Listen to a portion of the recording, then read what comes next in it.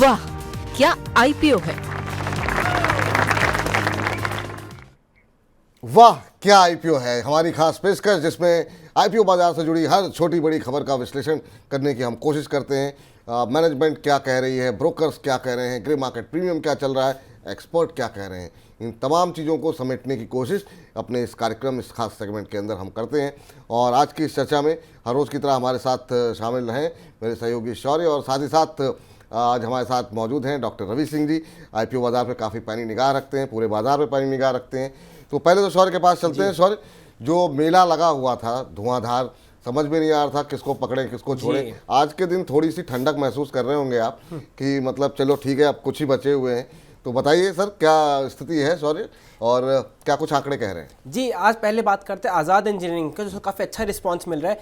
20 गुना ज़्यादा सब्सक्राइब हो चुका है और 375 का जेएमपी चल रहा है। लेकिन कुछ पॉइंट दर्शकों ने रेस करा था कि इसका जो पीई है वो एग्जॉर्बिटेंटली हाई है, वो 292 का है, बल्कि इसके एवरेज पीयर्स का पीई है 77। तो देखिए उसके पीछे कुछ फैक्टर्स हैं। पहला, ये कंपनी जिस इंडस्ट्री में है वहाँ बहुत ही ज़्यादा स्ट्रिक्ट क्वालिटी मेजर्स हैं, इसलिए एंटी टू बैरियर्स है। और एग्जिस्टिंग कंपटीटर्स के ऊपर कंपनी का दो वजह से एडवांटेज है। पहला, प्रोडक्ट क्वालिटी, दूसरा interpersonal relations with customers. B2B business में इंटरपर्सनल रिलेशंस होता है बिल्कुल ब्रांड वैल्यू के इक्विवेलेंट। तो इन दोनों रीजंस की वजह से कंपनी को इतना अच्छा मिल रहा है। साथ ही साथ कंपनी बहुत तेजी से ग्रो हुई है, तीनों सेगमेंट में one of the fastest growing company है, जिस वजह से जबरदस्त पी मिल रहा है। लेकिन एक रिस्क है जिसका आपको ध्यान रखना जरूरी है, वो ये कंपनी के जो भी कस्टमर्स हैं वो अपनी इंडस्ट्री के दिग्गज प्लेयर हैं, और ये थोड़ी छोटी कंपनी है। तो बड़े प्लेयर छोटी कंपनियों के ऊपर दबाव डालने की कोशिश करते हैं, बेटर नेगोशिएशंस में, पेबल टाइम ज़्यादा हो और अच्छे टर्म्स मिले क्रेडिट, और वो नजर आता है आपको क्रेडिट पेबल्स में, इन्वेंट्री डेज में और ऑपरेटिंग कैश फ्लोज में। तो इन चीज़ों का ध्यान रखिए और आपको समझ आ जाएगा कंपनी के अपने कस्टमर से कैसे रिलेशन हैं। तो कल आपको अपने दर्शकों को बता दें कि कल हमने मैनेजमेंट से भी बातचीत की थी और काफ़ी डिटेल में बातचीत हुई थी। एक बार ग्रे मार्केट प्रीमियम पर जरा दिखा दीजिए कितना समय चल रहा है, तो ताकि दर्शकों को थोड़ा सा, चलिए ब्रोकर्स की राय देख लीजिए पहले। रिलायंस सिक्योरिटीज़ का कहना है लंबी अवधि के लिए सब्सक्राइब करें, कैनरा बैंक का कहना है सब्सक्राइब करें, निर्मल बैंक कह रहे हैं सब्सक्राइब करें, और स्वास्थ्य का इन्वेस्टमार्ट का भी ये कहना है कि यहाँ पर लंबी अवधि के लिए सब्सक्राइब करके आपको चलना चाहिए। चलिए अब इस बीच जरा मैनेजमेंट को से हमने कल जो बातचीत की है वो आपको सुनाते हैं कि आखिर में मैनेजमेंट अपने भविष्य को लेकर के क्या कुछ कह रही है। ये जो मार्केट है, आपने राइटली कहा था, हमारा वॉलेट शेयर बढ़ाने का is a very very core strategy, क्योंकि ये मार्केट है करीब 22 से 24 बिलियन डॉलर्स तक का, और आज हमने लास्ट ईयर रेवेन्यू करा था 250 करोड़ का। सो हमारा जो वॉलेट शेयर है वो करीब 1% से कम है। हमारा हमारा पूरा फोकस रहेगा कि हम जितना ज्यादा वॉलेट शेयर ले पाए in the coming years, that is our focus. चलिए, तो मैनेजमेंट को आपने सुन लिया, ब्रोकर्स की राय देख लिया आपने, और अब चलते हैं सीधे रवि जी के पास। रवि जी, शानदार रिस्पांस मिल रहा है निवेशकों की तरफ से। पहले तो आपका बहुत बहुत स्वागत है सर। आप कैसे देख रहे हैं आज़ाद इंजीनियरिंग को, और जिस तरीके का रिएक्शन लोगों का देखने को मिल रहा है उसे कितना जस्टिफाई मान रहे हैं आप फंडामेंटल से खुश हैं? देखिए, मैं फंडामेंटल से वैसे खुश हूं, लेकिन सेटिस्फाई 100% नहीं हूं। उसका एक बहुत बड़ा रीजन है, क्योंकि आप बोरोइंग अगर देखते हैं नीचे जो इनके बैलेंस शीट पे, वो 2021 में जो थी वो 87 करोड़ के आसपास, 87.71 करोड़ थी, जो बढ़ करके 324 करोड़ हो गई है। और प्रॉफिटेबिलिटी देखी जाए तो उतना इंक्रीमेंट नहीं देखने को मिला है। तो कहीं ना कहीं से थोड़ा सा सिचुएशन जो है वो अलग दिखाई दे रही है। दूसरी तरफ है कि अगर रिजर्व सरप्लस की तरफ जाते हैं तो वो जरूर इंक्रीज हुआ है, लेकिन ये है कि 292 का पी अगर देखते हैं तो मुझे लगता है स्टॉक काफी हाई जो है वो वोलेटिलिटी यहाँ पर दे रहा है। लेकिन फिर भी हम शायद, मेरे ख्याल से, मुझे लगता है कि लोगों का रुझान इतना तगड़ा है, और खासतौर से जब आईपीओ एरोस्पेस और टरबाइन का हो तो लोगों का अट्रैक्शन काफी बढ़ जाता है। लेकिन मुझे लगता है कि आप अगर इसको अप्लाई करेंगे तो जरूर आपको बेनिफिट मिलेगा। लेकिन अगर मिस भी हो जाता है तो बहुत ज्यादा मायूस होने की जरूरत नहीं है, दोबारा मौके और मिलेंगे जिसपे कि आप खरीदारी कर सकते हैं। लेकिन फर्स्ट प्राइमा फेसी एक बार को बस यही एक चिंता की बात है कि बोरोइंग यहां पर थोड़ी बढ़ी है, लेकिन फिर भी जो है वो स्टॉक अगर देखा जाए तो मुझे अच्छा लग रहा है। चलिए, तो ये अच्छा लग रहा है यहाँ पर आज़ाद इंजीनियरिंग अभी जो है, हालांकि कुछ चीज़ों को लेकर कंसर्न है, जिस तरीके से कर्ज वगैरह बढ़ रहे हैं। सर, इसमें अगर पैसे मान लीजिए कोई लगाता है या लगा चुके होंगे बहुत सारे लोग, जिस तरीके का रिस्पांस देखने को मिल रहा है, क्या स्ट्रेटजी होनी चाहिए? लिस्टिंग लेकर के निकलनी चाहिए या फिर थोड़ा होल्ड करना चाहिए? आपकी राय क्या रहेगी? देखिए मुझे लगता है कि लिस्टिंग गेन में अगर आपको एक बार मिलता है तो जरूर एक बार को प्रॉफिट बुक करना चाहिए, और मुझे लगता है उसके बाद कम से कम 15 से 20% का करेक्शन एक बार को जरूर इस स्टॉक में आने वाले 6 से 8 महीने में देखने को मिलेगा। अब आप ऐसा सोच सकते हैं कि मैं ऐसा क्यों कह रहा हूं, देखिए इस समय ग्रे मार्केट प्राइस को देखते हैं या फिर जो मार्केट में वोलेटिलिटी उसको देखें तो जितने भी प्रीमियम पे हाई लिस्ट होते हैं उनमें 10 से 12% का हिस्टोरिकल करेक्शन एक जरूर देखने को मिलता है। आप टाटा टेक्नोलॉजीज आपके सामने एग्जांपल है, लिस्टिंग के बाद जो हाई बनाया उसके बाद आज कहां पर है, लेकिन फिर भी मुझे लगता है कि इतना मारा मारी करने की जरूरत नहीं, लेकिन लिस्टिंग गेन आपको मिलेगा और मुझे लगता है वो सफिशिएंट रखिएगा, लालच ज्यादा मत करिए, एक बार बुक कर लीजिएगा, लोअर लेवल पर वापस मिलेगा तो मनी 9 के प्रोग्राम को फॉलो कर रहे हैं तो आपका पोर्टफोलियो तो बढ़ेगा ही बढ़ेगा। बिल्कुल। चलिए इस बीच मनोहर सरन जी कह रहे हैं सर आज़ाद आईपीओ कैसा है। सर उसी पे चर्चा हो रही है, ध्यान से आप अगर सुनेंगे तो आपको रणनीति बनाने में काफ़ी आसानी होगी। बहुत सारे सवाल हमारे पास आइनॉक्स को लेकर के आ रहे हैं और लोग जानना ये चाह रहे हैं कि आइनॉक्स में अब क्या करें। कुछ बहुत कम लोगों को अलॉट हुए हैं, तो जिनको नहीं अलॉट हुए हैं वो कह रहे हैं क्या सेकेंडरी मार्केट में ले लें, और जिनको अलॉट हो गए हैं वो कह रहे हैं क्या प्रॉफिट बुक करें या फिर लॉन्ग टर्म के लिए रुके रहें। अभी आइनॉक्स के अंदर क्या स्ट्रेटजी अपनाने की आप सलाह देंगे? देखिए इसकी लिस्टिंग हुई थी 990 रुपए का हाई बनाया था, 916 रुपए चल रहा है। मुझे लगता है सर पार्टी तो दिसंबर वाली ये न्यू ईयर की बाकी है ना, तो थोड़ा प्रॉफिट बुक कर लीजिए, कोई बात नहीं, नया बाय के लिए लेवल नोट कर लीजिए। 850 860 रुपए आएगा, आएगा, जल्दबाजी मत करिए, वहां पर आएगा तब खरीदारी करने की सोचिएगा। अगर सोच रहे तुरंत कूद जाएं और इस स्टॉक में आग लग जाएगी, ऐसा कुछ नहीं होने वाला, वेट करिए आराम से। 850 और 60 आता है तो मनी 9 पे वापस क्वेश्चन जरूर पूछ लीजिएगा, याद दिलाइएगा, बताऊंगा कि एंट्री का लेवल है या नहीं है, लेकिन फिलहाल अभी प्रॉफिट बुक कर लीजिए और तैयारी करिए कुछ पार्टी वार्टी करने की।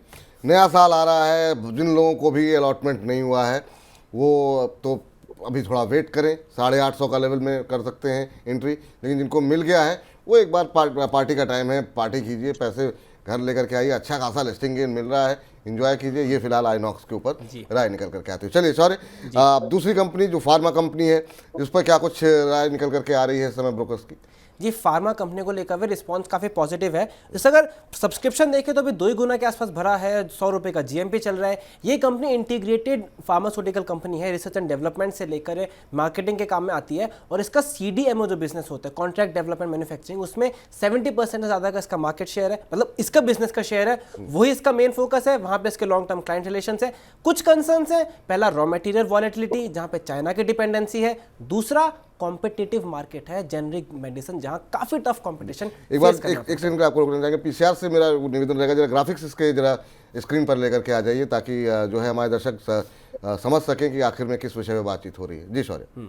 जी मैं वही कहना चाह रहा हूँ कि इसमें जो रिस्क है वो मेन है कंपटीशन को लेकर, कि जेनरिक ब्रांडेड मेडिसिन में काफ़ी स्ट्रिक्ट कंपटीशन फेस करना पड़ता है। दूसरा होता है चाइना से रॉ मटेरियल के लिए डिपेंडेंसी, वो एक कंसर्न है। जी चलिए जरा इसके ग्राफिक्स लेकर के आते हैं और इनोवा कैपटैप के ग्राफिक्स होंगे, जरा इसको लेकर के आइए और देखिए यहाँ पर क्या इस समय का रुझान देखने को मिल रहा है। और इस समय अगर हम देखें तो यहाँ पर काफ़ी सकारात्मक रुझान आता हुआ दिखाई दे रहा है। ग्रे मार्केट में अगर हम देखें तो 100 रुपये प्रति शेयर का ग्रे मार्केट में प्रीमियम यहाँ पर देखने को मिल रहा है। अच्छा रिस्पांस यहाँ पर भी मिलता हुआ दिखाई दे रहा है। यहाँ पर भी हमने मैनेजमेंट से बातचीत की थी और मैनेजमेंट अपने भविष्य को लेकर के काफ़ी आशान्वित है। रवि सर आपसे जानना चाहेंगे कि आप कैसे देख रहे हैं इनोवा कैपटैप के आईपीओ को और यहाँ पर क्या स्ट्रेटजी अपनाने की आप सलाह देंगे? काफी दुविधा में आप डाल देते हैं, कई बार ऐसा होता है कुछ आईपीओ ऐसे आते हैं दुविधा में डाल देते हैं। अब वापस से मैं इसके फिर से शौर्य ने तो और आपने तो ध्यान दिया ही होगा, इसकी वापस बोरोइंग को एक बार को फिर से देखते हैं। देखिए कंसर्न प्रॉफिटेबिलिटी को लेकर नहीं है, कंपनी को लेकर नहीं है, लेकिन जो बोरोइंग बढ़ती है उसका एक्सप्लेनेशन थोड़ा कम देखने को मिलता है। अब इनोवा कैपटैप में देखते हैं तो आपको सबसे बड़ा जो इंपैक्ट दिख रहा है, टोटल बोरोइंग 21 में 45 करोड़ की थी, बढ़ करके 441 करोड़ की हो गई। रिजर्व सरप्लस बढ़े हैं लेकिन उतनी ग्रोथ नहीं दिखाई दे रही है। प्राइस बैंड की बात करें तो मुझे लगता है कंपनी ने थोड़ा भी डिस्काउंट छोड़ने की कोशिश नहीं की है पब्लिक के लिए। अगर प्राइस को यहाँ पर पी से मल्टीप्लाई करें ईपीएस को तो आपको समझ में आएगा कि पूरा का पूरा जो है वो हायर बैंड पे ही आईपीओ आ रहा है। तो डिस्काउंटेड कम है लेकिन फिर भी मुझे लगता है कि ओवरऑल स्ट्रक्चर यहाँ पर थोड़ा ठीक दिख रहा है, लेकिन अभी आईपीओ की भीड़ यहाँ पर काफी ज्यादा है। तो थोड़ा सा इसको अवॉइड किया जा सकता है। लेकिन ये है कि अगर आपने सोचा है कि नहीं आपके पास एक्स्ट्रा पैसा है, आप टॉप सिलेक्शन नहीं करना चाहते हैं, तो फिर आप बिल्कुल अप्लाई कर सकते हैं। लेकिन अगर आप स्पेसिफिक जाना चाहते हैं कि आपको कुछ ऐसा आईपीओ मिले जिसमें बहुत अच्छे में जाना है, तो आप इसको इग्नोर कर सकते हैं। तो ये आपके ऊपर, स्वयं के विवेक के ऊपर है, आप किस तरीके से निवेश करना चाह रहे हैं। जरा ब्रोकर्स की राय आप दिखा रहे थे, एक बार फिर से दिखा दीजिए ताकि हमारे दर्शक एक बार नोटिस में तो आए उनके क्या कहना चाह रहे हैं। स्वास्थ्य का इन्वेस्टमार्ट का कहना यह है कि सब्सक्राइब करें लंबी अवधि के लिए। एस्कॉन ग्लोबल का कहना है सब्सक्राइब करें। रवि जी का कहना यह है कि बहुत उतावलापन अगर आपके अंदर नहीं है तो अवॉइड भी कर सकते हैं आप, और इस आईपीओ की भीड़ में अगर आपने कई जगहों पर पैसे फंसाए हुए हैं तो रहने दीजिए, और अगर लगाना भी चाह रहे हैं तो लगा सकते हैं। ऐसी कोई दिक्कत वाली बात नहीं है कि यहाँ पर नुकसान होगा। लेकिन हाँ, बहुत मोटा पैसे यहाँ पर बनते हुए दिखाई नहीं देंगे, ये फिलहाल राय निकल करके आती हुई। तो ये तो बात रही रवि जी की, और भी बातचीत करते हैं रवि जी से। लेकिन उससे पहले जरा, हमने कल हमारे कार्यक्रम में थे अरुण केजरीवाल जी, और हमने उनसे जानने की कोशिश ये की थी कि इन 4-5 आईपीओ में से जो चुनना हो तो किसको चुना जाए, क्योंकि कल काफ़ी सारी लंबी लिस्ट थी हमारे पास। तो आइए सुनते हैं उन्होंने क्या कुछ कहा है, ताकि आपके पास अगर आईपीओ नहीं लगा है या लगा है उसका आप रिवीजन कर लें। एक बार सुनते हैं। पहला चॉइस क्रेडो, सेकंड चॉइस आजाद, थर्ड चॉइस हैप्पी 4G और फोर्थ चॉइस इनोवा। चलिए, तो ये उनकी एक प्रायोरिटी लिस्ट थी जिस पे जो है उन्होंने बताया क्या करना चाहिए। सर, अब आपसे जानना चाहेंगे कि अब आने वाले दिनों में अब इन तमाम आईपीओस की लिस्टिंग शुरू होगी। लिस्टिंग पे सर इतने बड़े बड़े आईपीओस आए और कम से कम हमने देखा लोगों ने भर भर के सब्सक्राइब किए हैं, नंबर्स काफ़ी अच्छे देखने को मिले। आपको क्या लगता है कौन से ऐसे आईपीओस हैं जहां पर आपको लगता है कि लिस्टिंग पर निकल जाना चाहिए, कौन से आईपीओस में को होल्ड करना चाहिए?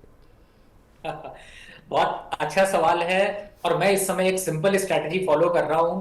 जितने भी आईपीओ पुराने आपके हैं और जिनमें आपको अच्छा प्रॉफिट आ रहा है, प्लीज उनको एक बार को प्रॉफिट बुक करें। पहला, मैं पुराने आईपीओ की भी बात कर देता हूं जिससे कि ज्यादा इजी हो जाए। दूसरा, जो करंट आप आईपीओ देख रहे हैं, जो लिस्टिंग पे आपको गेन दे रहे हैं, आगे आने वाले 2 महीने तक आपको सिंपल एक स्ट्रेटजी फॉलो करनी है।